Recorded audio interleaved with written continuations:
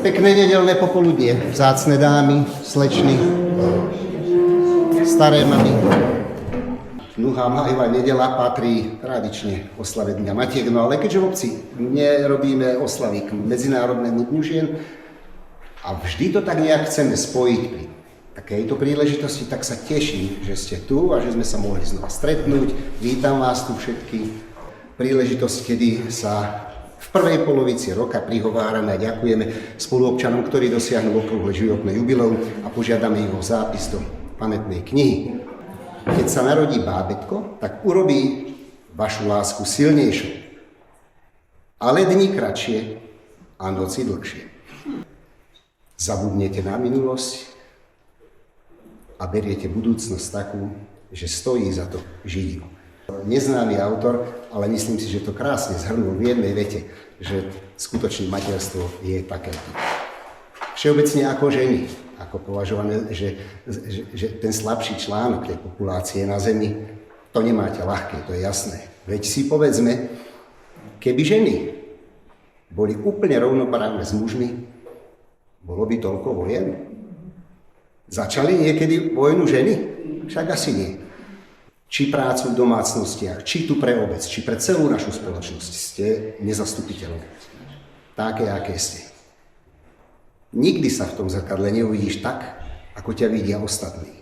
Lebo nikdy neuvidíš záblesk v tvojich očiach, keď sa zasmieš, alebo ten pokoj, ktorý z teba vyžaruje, keď ste v pohode.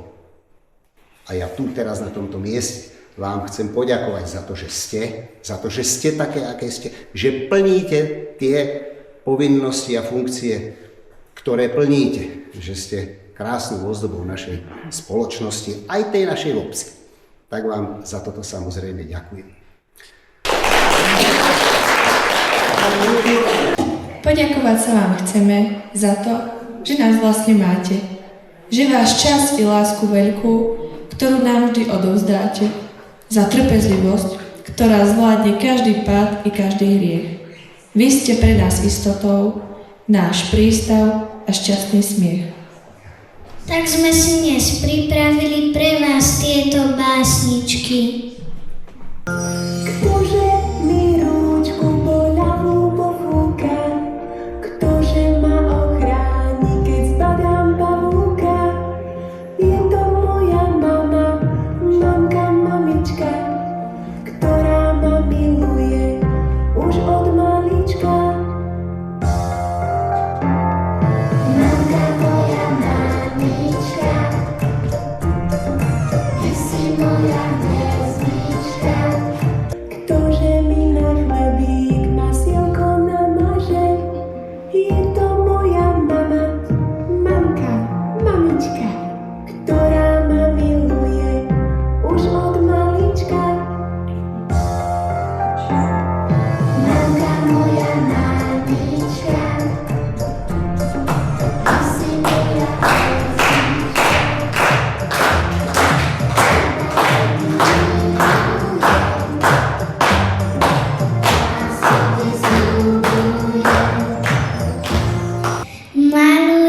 Malujem, ako je, taký kvet nevidel eske svet.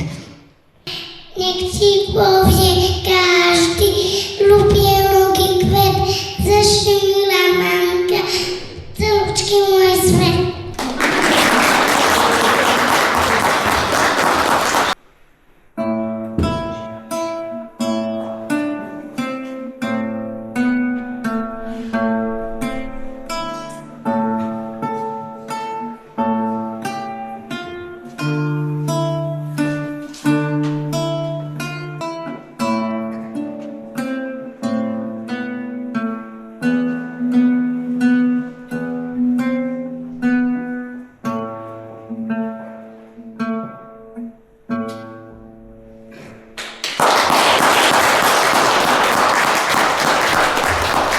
Povedz mi, mama, o mne niečo, veď poznáš moje večné prečo i všetky ďalšie otázky máš v srdci moje obrázky. Čo nakreslila som nešikovne, vravíš, ty si celá Pekný deň. A okrem detičiek dneska vystúpime aj my, naše trio Luana. A tí, čo nás nepoznáte, tak Luana je vlastne kombinácia našich mien, Lucia, Andrea a Anna.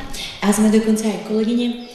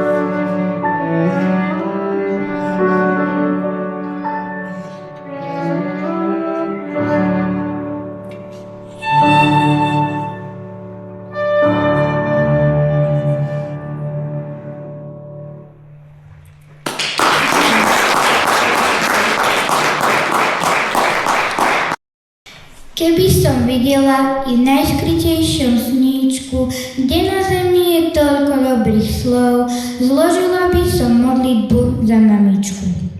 Veď ona sama už je modlitbou, jej pohľadenie, jej úsmev, jej vrázka sú ako modlitba, čo stvoril Boh.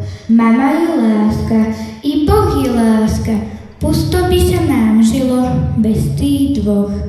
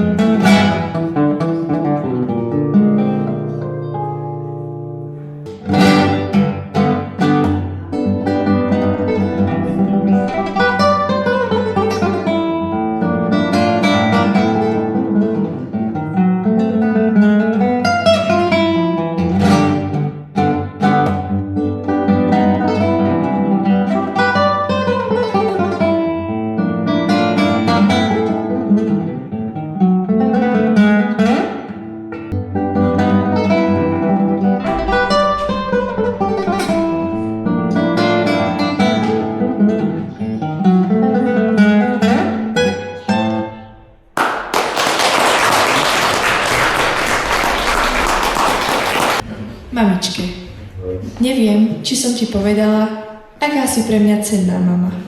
Bez teba by som sa utápala, bez teba by som bola sama. Ty jediná pri mne stojíš, pomáhaš mi vo všetkom. Srdce mi poskočí, keď hovoríš, že som tvoje zlatíčko. Keď usmeješ sa na mňa milo, hneď rozjasníš mi deň. Viem, že som často mimo, no vtedy, že ma ľúbiš, viem. Ja ťa tiež ľúbim, mamička. Keď sa dá, tak viac ako najviac. A aj keď už nie som malička, okrem lásky ti nemôžem dať viac.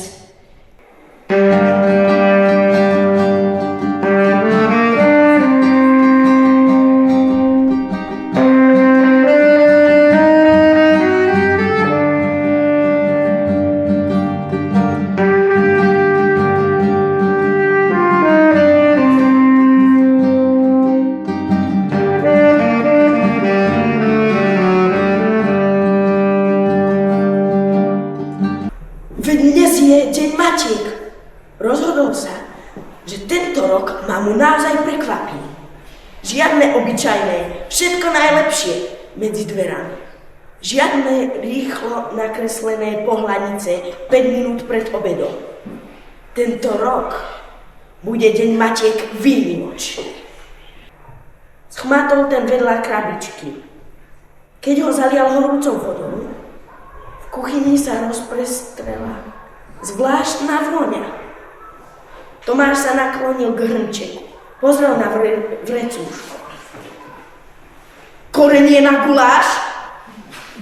Niekto položil do skrinky vedľa čajov. Všetko najlepšie ku dnu Matiek. Pripravil som ti raňajky do postele. Mama sa posadila a pozrela na tácu. Najprv na čaj, potom na rožkovú kvetinu. Usmiala sa. Super, tak na budúci rok skúsime palacinky. Mama sa na chvíľu zarazila. Z kuchyne sa práve ozvalo tiché cinknutie, ako by niečo spadlo do brezu.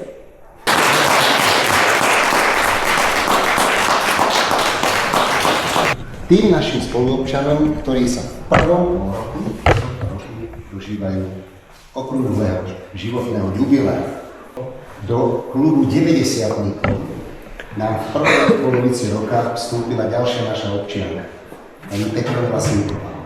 Pani Mezejová, prosím vás, pani Mezejová.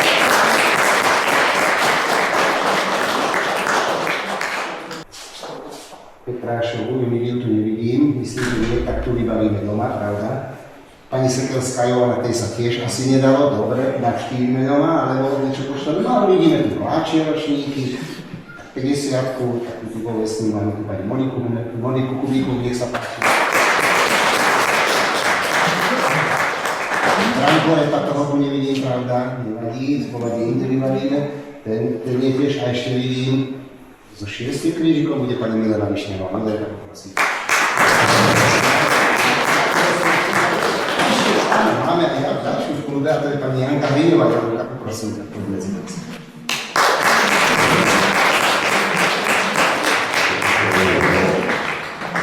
No, tak s takýmito krásnymi dámami to človek práve nemá často príležitosť. Byť, popočkáme si na Janku. Tak sa teším, že v takomto zdraví, v pohode, že ste krajem vám, nech sa ešte dlhé roky tešíte z dobrého zdravia, aj tu z našej spoločnosti komunity, že sme tu. Verím, že tak, ako sme túto tradíciu začali, že v nej budeme pokračovať.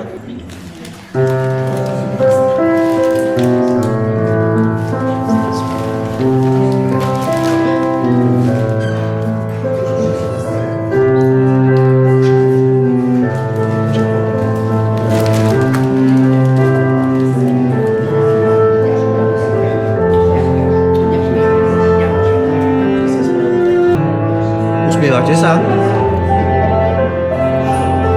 Dobre, máme.